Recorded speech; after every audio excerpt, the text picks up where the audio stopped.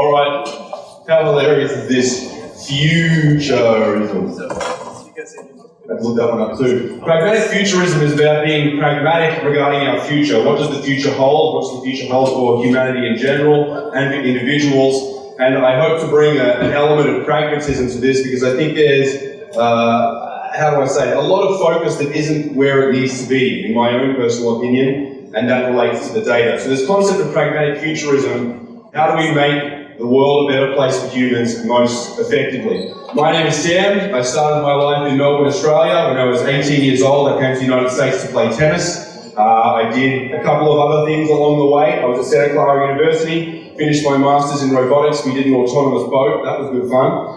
There are some pictures there of me in a swamp with underwear on. You definitely don't want to see. And then my brother and I, we got together and we started a business. And so all the way along here, sort of building over time, I'm 30 years old now, building over time our set of values, what we care about, what we believe in. I became a US citizen about 2 years ago, which was one of the best days of my life. But the best, I took out the bloody US pride slide because I got in trouble in another state, but not in Arizona. But that was seriously one of the best moments of my life. I honestly so fundamentally believe in the United States and the founding principles in the United States and the fact that the United States can change with the time. I think it's a beautiful thing. But the most beautiful thing, objectively, in the entire world, is my sweet lass. Good! Again! Daughters of USA, huh? This is going to be a little bit of a comedy special as well, so forgive me. But this led me to ask, so looking at my 4-year-old daughter and thinking, bloody hell, I'd like to empower her as much as possible, but also make the world a better place along the way. So the real question here that my brother and I asked ourselves, and we were aided by some specific molecules, if you can guess, how do we do the greatest good in the shortest period of time? We all laugh back there, I know, she knows. She knows. Anyone know what this is? Even in the lunch line. I know you can see the lunch line. Anyone know what this picture is? Fake person. Fake person. Who said fake person? This is a fake person. This is a rendering of what the average person will look like in 2050. Someone click. He knew, she knew, always excited with hot dogs. That's what the average person will look like. Female. Success. So, I think what we don't do enough of is look back and be grateful for what's been done for us. We all live in, by far, the most prosperous time humans have ever lived, at least in the last 11,600 years. There might have been a cataclysm, trust me. Let's look at the successes. And let's start from zero. Look at that per capita GDP in the year zero. Jesus was making $467 a year. I mean, he was working hard. I read that part. Then we move along into 1500 years, we do relatively well. It starts to slightly bend. Shakespeare isn't making much. He wished he lived to 400 years old, he would have made a lot now. And then boom! What on planet Earth happened there? The per capita GDP went up to 6,000. In 2023, the per capita GDP is 12,000. Hold on. All you are fed 24 hours a day is how everything is crap. But look at that trajectory. I disagree. I pressed the settings button. Me, I knew it. Did it? Yeah, Sasha has some fun. Screwed that one up. The toilet was invented in 1500s. When was running water invented? Anyone? Anyone? It was after that. 1700s. Look what we have here. Before, I think it was 1840, when you got your arm chopped off, you didn't have anesthetic. That's a nice innovation. Then we have the electric generator, and we have penicillin in the middle of World War II. Do you notice how these incredible innovations, developments in technology, correlate with humanity getting richer? Yes. The fundamental equation for the prosperity of humanity is freedom and innovation. Freedom and innovation are the two things that allow the world to become more prosperous. You can see this. Per capita GDP over the last 200 years, since 1820. You can see the United States at the bottom. You can see with some others struggling down the bottom. We'll address that in a minute. Here you have the life expectancy per region. Not doing too well. Here's a good fact that I love. If you get diagnosed with breast cancer in 2023, you're more likely to survive than if you were giving birth in 1800. So all of these things accumulate into human prosperity. We go into the next thing, deaths, basically war deaths. It drops a lot. A lot of people died throughout the years through war. We aren't fighting that much anymore. Good job. We kind of still are fighting a little bit, but a lot less. It's like your kids. If your kids are up there versus down there, you give them a little pat in the back. It's not so bad. Here, this data point is my laser pointer doesn't work. Up the top there, you can't see it, but it says Germany in 1899. The mortality of children, the mortality rate, death rate of children in 1899 in Germany was 60%. 60% of kids died before the year of 5. Okie dokes. You might think I'm painting a pretty negative picture. This is a really bloody positive picture. Again, share of world population living in absolute poverty, plummeting. It's down near 4% now, maybe slightly lower. Great bloody job, humanity. But everyone wants to talk about the problems, right? What I think we need to do is we need to prioritise. Everyone here lives for a finite period of time. There's a finite amount of money on Earth. There's a finite amount of resources on Earth. Therefore, we should really think, what are the biggest problems, and which of those problems can we affect the most? And that's the whole point of this presentation. This is one of my favourite lines. Do not take refuge in the false security of consensus. What does that mean? We're very lemming-like in our thinking. In general, people tend to agree and go with the flow and develop very strong opinions about subjects that they don't necessarily know a lot about. I don't know much, so I try not to be in that camp. But do not look at consensus and think that it is true just because it is consensus. I think it's a really important point to make. Human and environmental health is what I care most about. These two things. Blue man, I'm sure it's a man, the blue person, and the world, United States on. So, I want people to have a quick guess what they think the number one problem on planet Earth is, according to the Lancet and Bill and Melinda Gates. I'll take 3 guesses. Clean water is a great guess. Go on, something else. Enough land, it's mixed, it's involved in the answer. Someone else. Guy with the orange hat. Human. I'm going to get Guy with the orange hat. I've lost him, but I'm going to get it back. Does anyone know his name? I'm going to get it. Isaac. He's tough, he's real tough. Or diet. The number one problem on planet Earth is that humans are malnourished. They are not nourished properly. 800 million people at the bottom of the socioeconomic stack don't get enough. 2.2 billion people at the top of the socioeconomic stack eat too much of the wrong thing. They're still malnourished. The biggest problem on planet Earth is poor diet. For humans, that is. Now, the biggest problem for planet Earth, we talk a lot about CO2, we talk a lot about climate change and global warming. That is one thin subset of environmental destruction. There are many ways to destroy the environment. Take some spare time and a pen and paper, come up with some. There are many ways to destroy the environment. You can't see a bloody thing about this. What percentage of the Earth's surface is ocean? 71%. It may or may not be on the screen, so you can't bloody see it. You're just sitting on the front. So only 30% of the world's land, 30% of the world's surface is habitable. 1% of that is where humans live. A little over 30% of that is forest. 1% of that is ice. 50% of that is ag. We have taken what habitable land we have, and we've made most of it agriculture.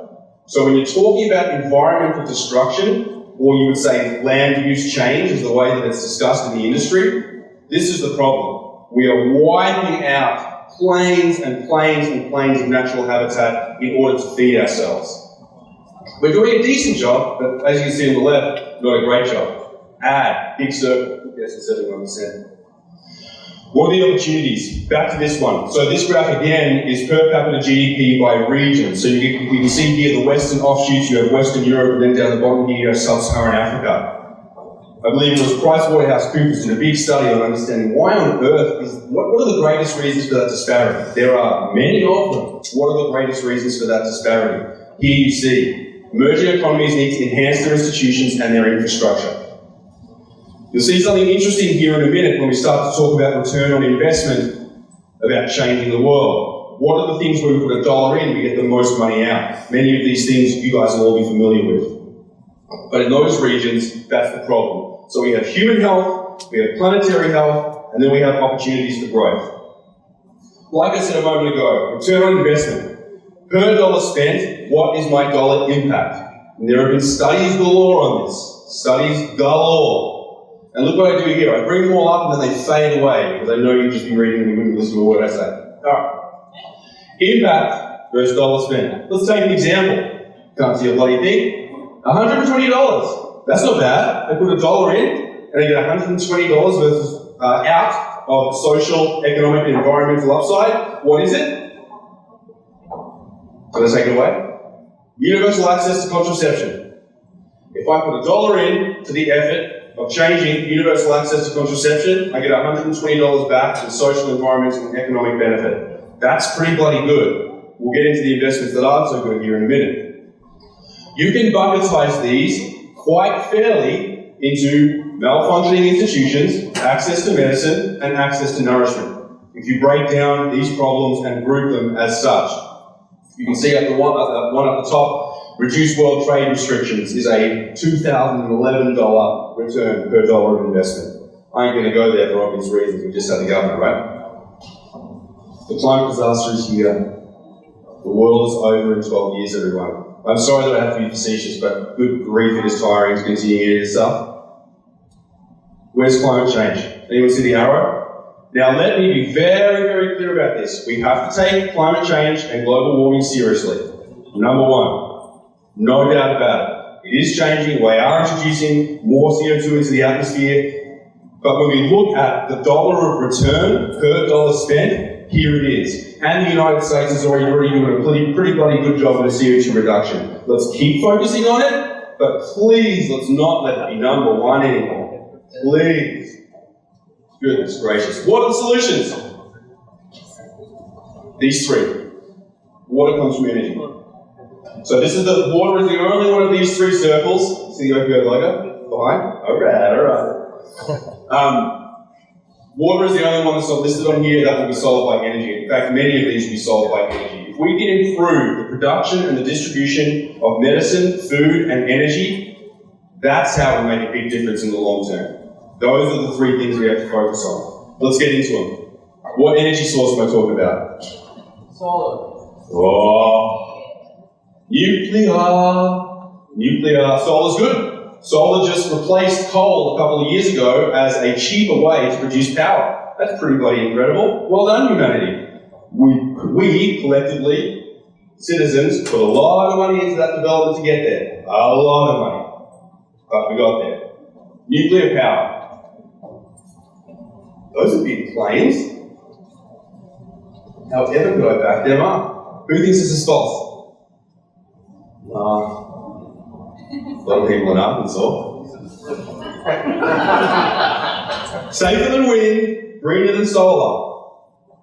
Okay, so here we have death rates per unit of electricity production. Solar and nuclear. The main fear people have with nuclear is that nuclear kills people. This is taking into account Chernobyl and the cloud that went over Europe and 3 Mile Island and Fukushima, all that kind of stuff. It's very bloody safe. And by the way, those nuclear powers that failed, nuclear powers, awesome powers, those nuclear power plants that failed, they were from 1950s and 60s. They are not 2020 technology. If you are one of those people in this room, I beg of you, don't be scared of nuclear, because it's how we get out of this hole. It's a very important way to get out of this hole. Green and solar, big claim. Life cycle emissions from electricity generation. Life cycle, like we spoke about with the previous talk. Batteries are awesome. Those chemicals inside of those batteries we need to first mine and then we need to recycle. It's a solvable problem. Humans are pretty good. But we're talking about life cycle emissions. The only thing that beats it is onshore wind. Who wants to look at turbines? What do we have left? Medicine and food. And how are we doing for time? Are we going too fast? Are we going good? Medicine and food.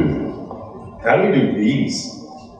So there are lots of things to think about when it comes to medicine and food. We have to think about what we're producing today and what we're producing tomorrow. So when we think about that from the perspective of energy, we would have to deploy Manhattan Island worth of solar energy every day just to keep up with the amount of energy demand that's increasing, not current. For medicine and food, we're talking monoclonal antibodies. These are medicines that essentially mimic an antibody. We make billions of them, put them into your body, and they mimic what naturally you would be producing, but it's a supportive system. Number two, you see those mRNA vaccines coming out, treatments as well, and then existing treatments. So we have the new treatments and the existing treatments. We have to think about that. With food, we have farm automation emerging. We have greenhouses.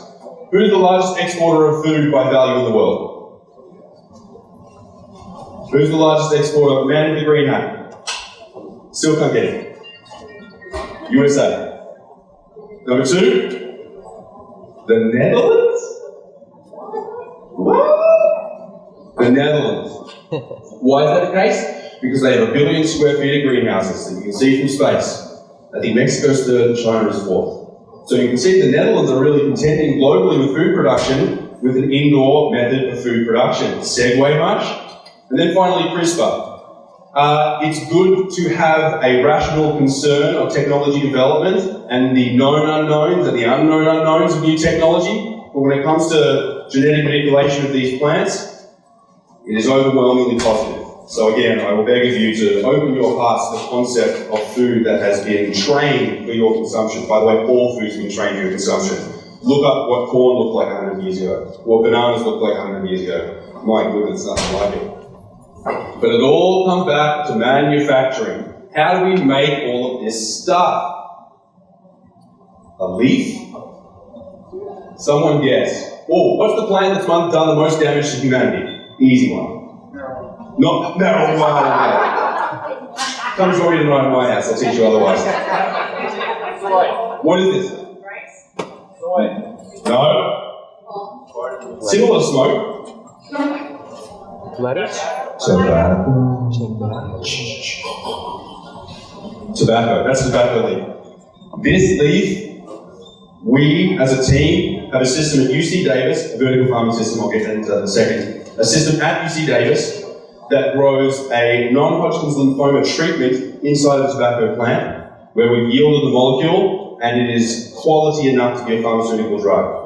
And we can do the same thing for all of those monoclonal antibodies, all of these types of treatments. It can be done inside of a plant, and of course, food underpinned by plants. We won't go back, we could go back to that land use graph. You see all that use for livestock? Most of our bloody use of land is to feed the friggin' livestock. What are we thinking?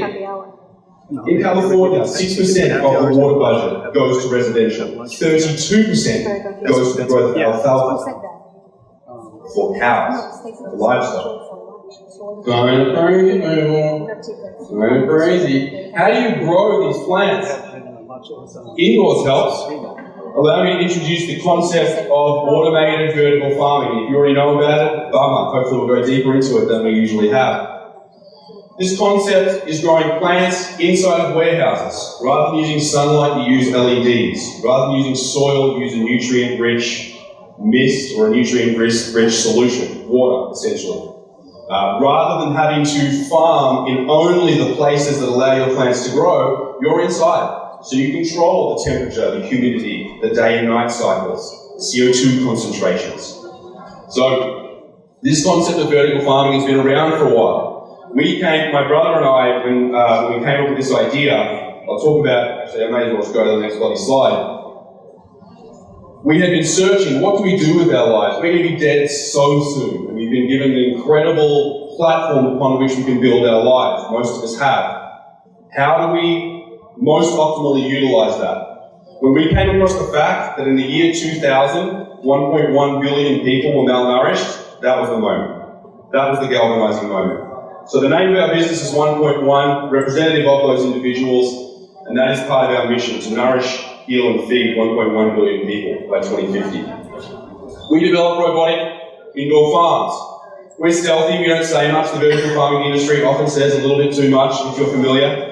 But we've raised about $70 million, we're 6 years old. We've developed a proprietary technology. That farm in a box is only ours. If you want one, you have to pay us a licensing fee.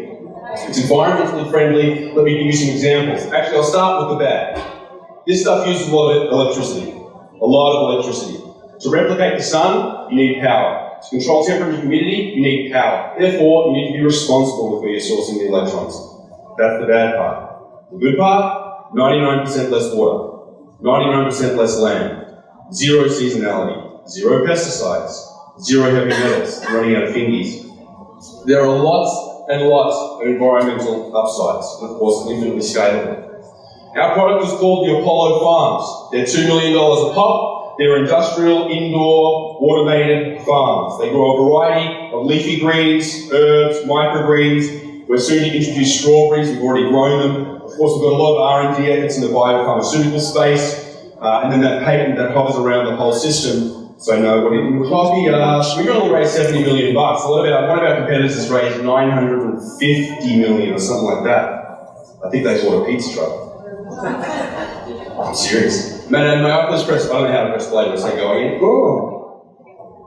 Alright, here's an animation. And this was the previous technology. This animation's about 2 years old. We start with the seed. We put that seed on a growth medium. We take that growth medium and then we put it alongside all of its other friends. And then we allow the plant to germinate. We give it a perfect environment to make that plant crack and then come out and say hello to the world. We feed the plant with a nutrient-rich mist. So inside of that mist, with a very particular droplet size, we have nutrients that nourish the plant. And then on the outside, as you can see there, we have LED lighting strips that are providing the plant with exactly what they need. We catch that water down the bottom and we recirculate it around and around. That's why we use 99% less water. We take that unit, we call a column, so imaginative, and then we multiply it over and over and over again. And then that sits inside of a chamber. A $2 million Apollo farm, capable of producing about 750,000 pounds of produce per year in about the size of this little stack of chairs. Then we have the robots. My degree was in robots, but I barely did a thing on these robots. I'm not good at robotics. Anyway, this robot can come in and move the plants around the facility. The robot can handle all of the logistics tasks. That allows us to be much more cost effective, much more efficient, and food safe. People introduce all of the pest and disease. If a person did introduce the pest and disease, we need a way to see it. So we have payloads inside of those robots that go down and have a look at the plants, and from thousands of miles away, we send this data to a plant scientist. The plant scientist says, yay or nay, do I like it or do I not? After the AI makes a prediction about what it sees, and then we can continue on with the routine function of this system. So that data is really important. We don't have that data from the outdoor farm. The outdoor farm, the best data they have is from drones, and that's barely covered any of the farmland, but from satellites, it's 200 miles away. We're about 2 inches away, and we can use hyperspectral imagery as well. This, oh, look at the music, deadly! It was Blue Danny Waltz, 2001: A Space Odyssey. And right here is where it crescendo. I'm dying. These are baby plants, baby kale plants. This is a 14-day time lapse.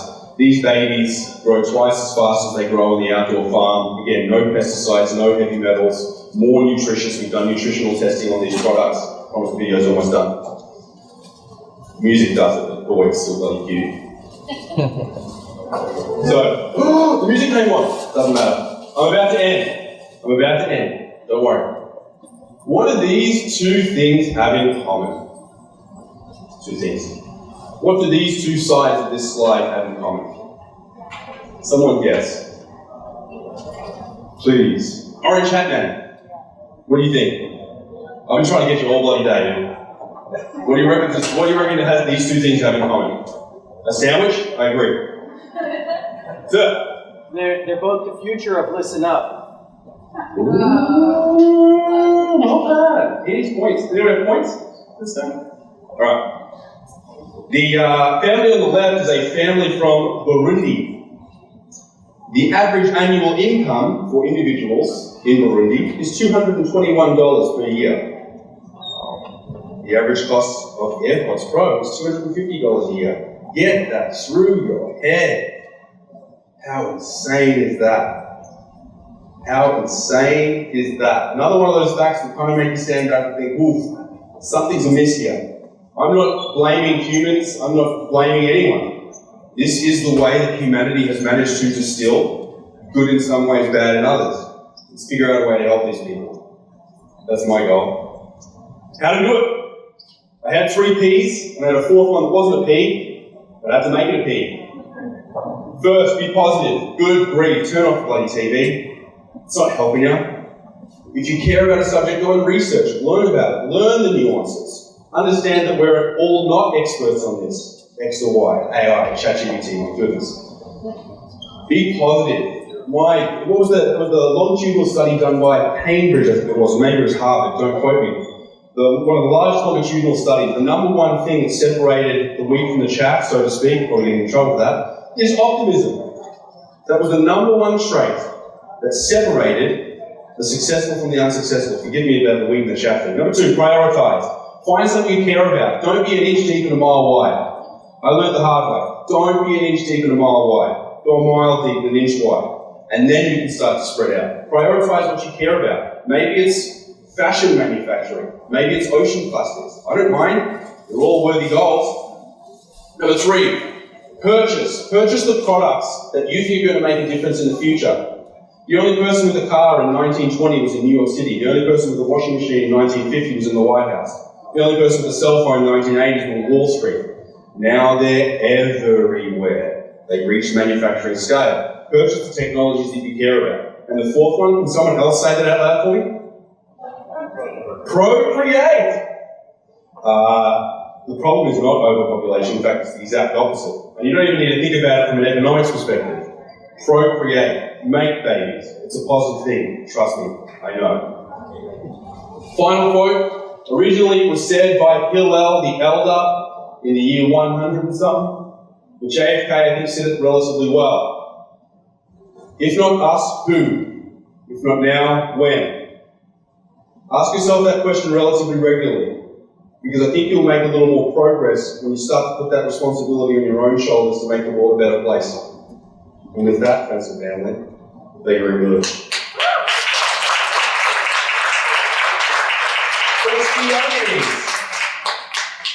Oh, anyone know this picture? Come on. Someone's chair squeaked, that was a good answer. Anyone? Carl Sagan? This is called the pale blue dot. And it's important because right before, I think it was Voyager reached Jupiter, nuclear power, shameless plug. Right before Voyager reached Jupiter, it turned around and took a photo. That's Earth. See that right there? That's Earth.